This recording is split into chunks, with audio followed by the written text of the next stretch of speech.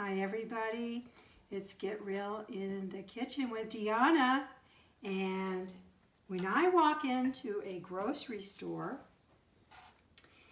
and I see a baguette and a can of pumpkin, I can make an almost instantaneous bread pudding that tastes like pumpkin pie for a lot less work. So that's what we've got. We've got pumpkin bread pudding. And you want to buy your baguette a couple days before so that you can let it dry out and get a little crusty for bread pudding. And then, you might be asking, well, because the recipes, these bread pudding recipes, how do you cut the bread into, an inch piece or whatever it says? So you're going to cut off your little hunks and then maybe cut it in half. Like that, and that's where you're going to get your bread pudding chunks from. And I used a bread knife, and that is one thing I can really recommend is a bread knife or any serrated knife. If you even just are missing that in your kitchen tool set, just get one, even if it's small. Forever, like decades, I had a very inexpensive long serrated bread knife. So they are very pricey, so you don't have to, necessarily jump into that expensive one.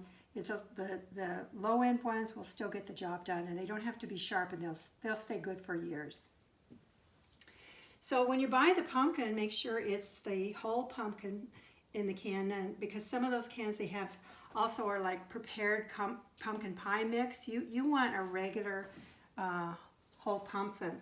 And then another thing I did with this recipe is when I bake, I liked, I glance at the recipe, and whenever it says 2 eggs, like tonight's recipe has 8-inch pan, cooks in an 8-inch pan roughly with 2 eggs.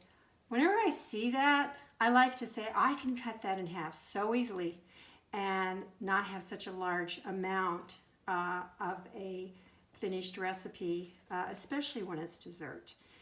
So what I did, and to melt the butter, I put the butter in a little bowl and put it in the I like to melt the butter in the microwave.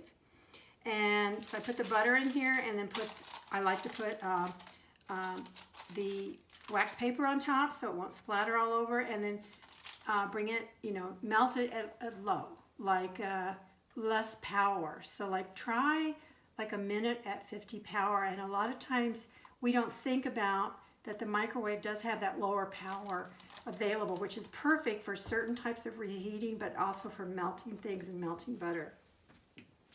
And then because this has a lot of spice in it, this is a reminder is make sure that your spices are fresh.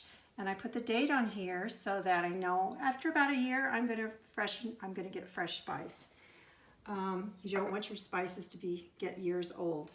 So that's the tips I have for this. And let's see how this turned out.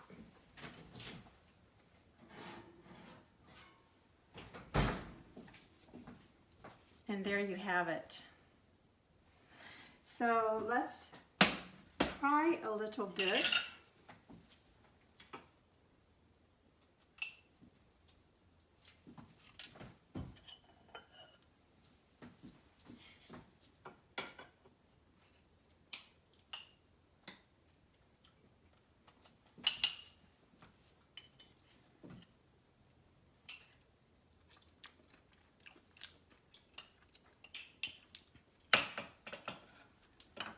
That's a $20 bread pudding, but you made it for very, very little money, right? Like if you have the spices on hand, $3 or something. So please don't forget to subscribe. It was lovely having you tonight. And remember, it's live from Denver, one take. See you next time.